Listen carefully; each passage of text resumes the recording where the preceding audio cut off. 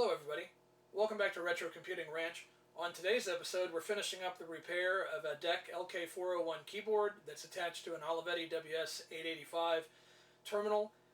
That is a rebranded DEC VT420 terminal. And so let's go ahead and get started on it, and we'll see where we end up. Alright, so the aforementioned bottle of trace repair paint, conductive paint, has shown up, and I want to see if I can make a go of repairing the traces on this LK-401. So let's see if I can see well enough to do that. So I've been reading the instructions, and what I am going to have to do is multiple coats.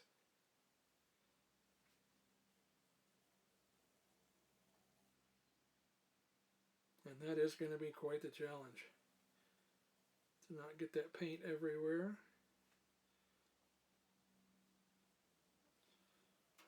So they're saying that a single coat of this paint has a resistivity in the range of 0.2 ohms per, I believe, inch. I'll double check that. But the more coats that you apply, the lower that resistance drops. So, according to their instructions, if I do, say, 5 coats of this with a drying period of around 24 hours per coat, then that lowers the resistivity to 0.01 ohms per inch, which I think would work a lot better for us. There's also a whole bunch of other boilerplate there. Don't get this paint on your skin, don't eat the paint, don't inhale the vapors. But there was a lot of other things involved, so we're going to make sure we follow those as much as we can. And then after I get the 5 coats or so on here, I'll test with my multimeter and see if I have a good connection. And if I do, then we'll put all the layers of this LK-401 back together, and we'll see if we've got a working keyboard at that point. Yep. So I need to do a total of 5 coats. This is the second coat, so hopefully once we get all 5 coats on here, the resistance will be low enough that it won't be a problem. But we'll have to find out as we get a little further along. Okay, back again. So let's get started here.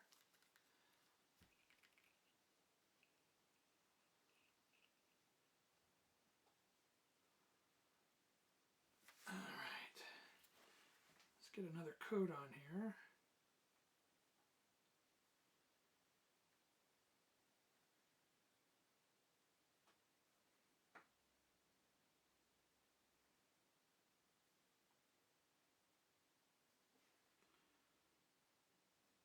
Nice and easy.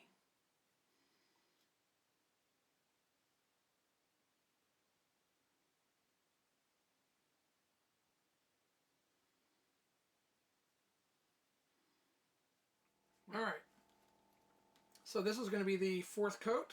We're getting pretty close to being done. I did bring over the multimeter early this morning and checked, and our resistance is actually in range of where I think it should be. These metallic traces on these Mylars don't have great conductivity, but what I'm seeing matches the for this length, matches what I'm seeing for a similar length elsewhere. So I think it's going to be alright. And I think I may have just shorted this. So I need to find something here to kind of wipe this back a little bit. Oh, that was perfect. I used a little insulated piece of wire to drag that back just a little bit so that it is not touching. Yeah. Now, after it's dry, I will come back and measure to see if there's a short. And if there is, I may have to see if I can maybe do a little bit more scraping with like a toothpick or something to see if I can clear a short if there is one. But I'm not seeing one at the moment. Let me put some more light on this.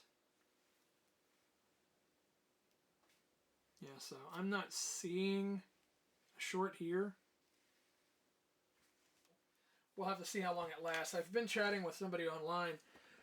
They said they've tried this before using window defroster repair kit, and the paint was very brittle and it just flaked right off, and so it wasn't a good long-term fix. But this product, which is Silex Core Conductive Paint Pen Nanotechnology, I got it from Amazon, and hopefully it will hold up quite a bit better, but we will see. Alright, we're back again. This is the 6th day, and we've got 5 coats on here. They're all dried of the Trace Repair Conductive Paint.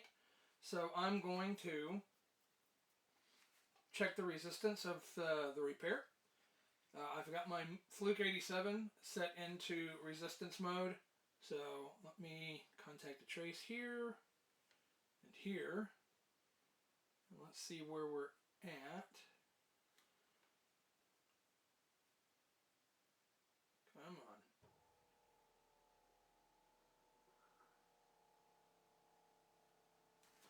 Well, it's fluctuating around, but we are in about the range of what I'd expect to see. Let's see here. Yeah, around 100 ohms, which is what I've seen from probing around on some of the other traces. So hopefully this will work. Let's go ahead and put the keyboard back together and see if we can get this to working. So I have the lower shell of the LK-401. I'm going to gently take this and put it into place.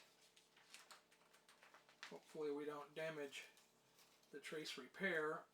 It is going to be sitting against the back edge of the keyboard tray.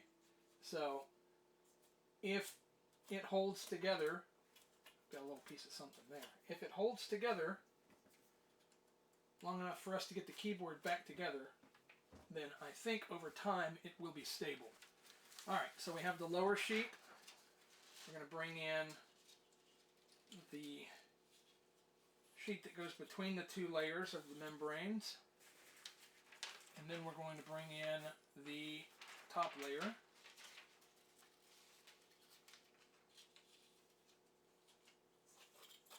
Okay. That is all back together. Let me grab the DEC keyboard controller. Let's see here. If I remember correctly,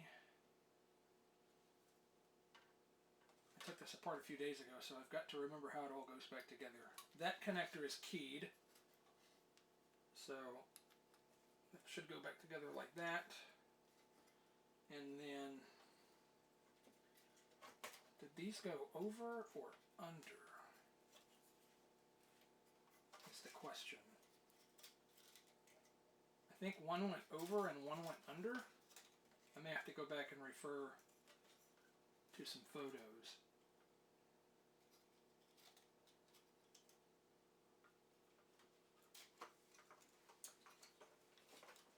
Perhaps they both went under. Let's see if that will sit correctly. I think that needs to be further over.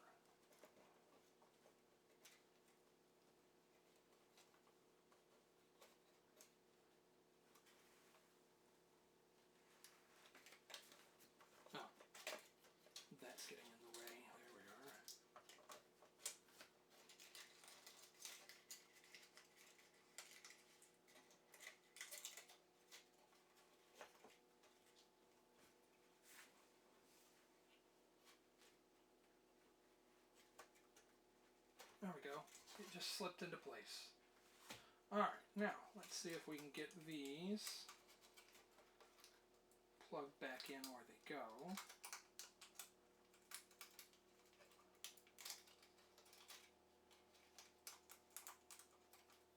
This delamination is awful. But if we can just get it to go back together one more time, hopefully I won't have to mess with it again.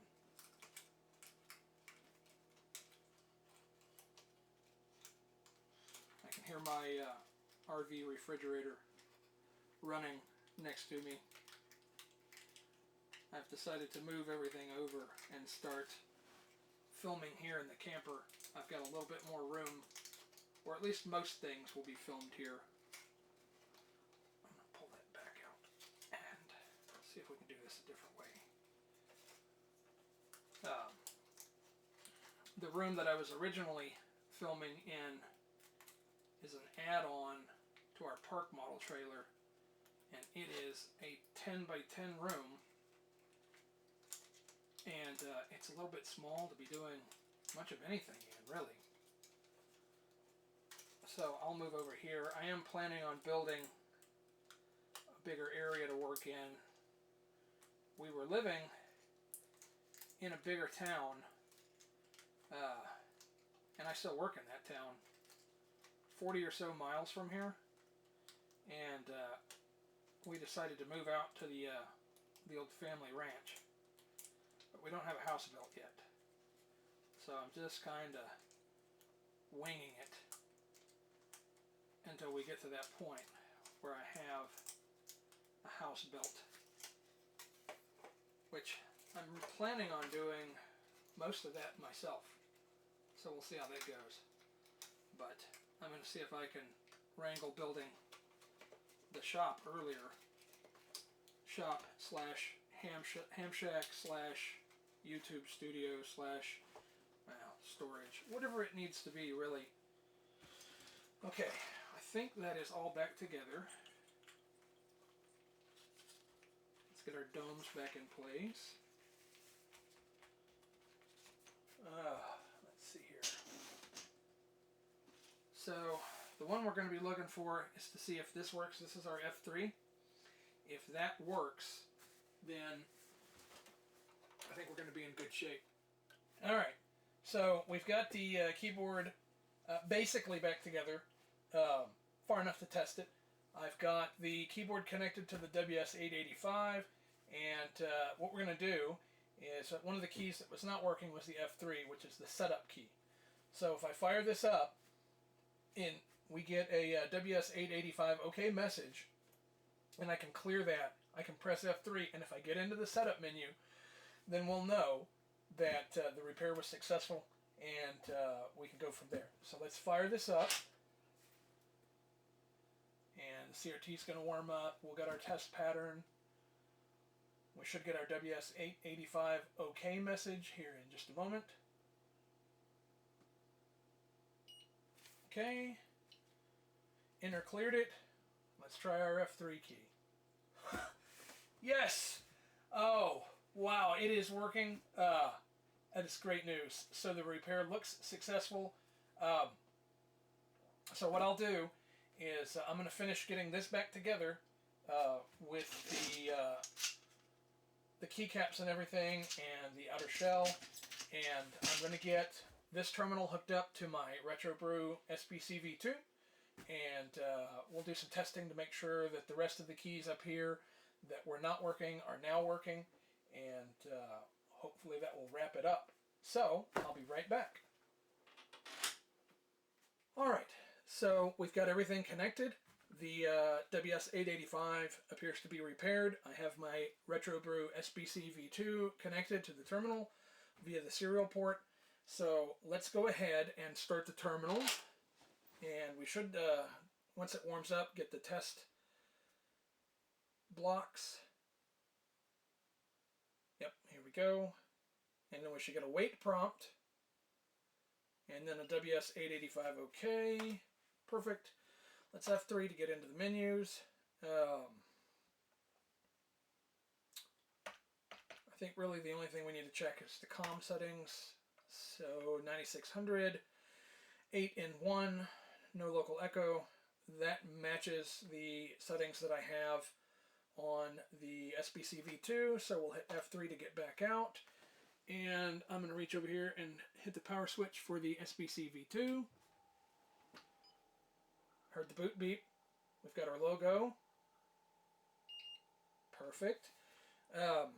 Let's hit return. So we're going to list our ROM applications. And let's boot into Z System. Okay. Looks like we're missing some of our drives, but that is okay. Let me test to see if, yeah, our keys that were not working do appear to be working now. Great. Let's get a directory listing here. Wonderful. All right. Well, it looks like everything is fully functional. I can start using this terminal now. That'll be a great addition here. And we'll just have to see where this takes us. Hopefully, at some point, I can come up with another interesting computer to connect here. Maybe some sort of mini computer or another micro of some kind. But we'll just have to see where that takes us. Anyways, I wanted to thank you for watching. Thanks for sticking around to the end of the video. If you have any questions or comments, put them down below. I'd like a like or subscribe if you did enjoy the content today. And we'll catch you on the next episode.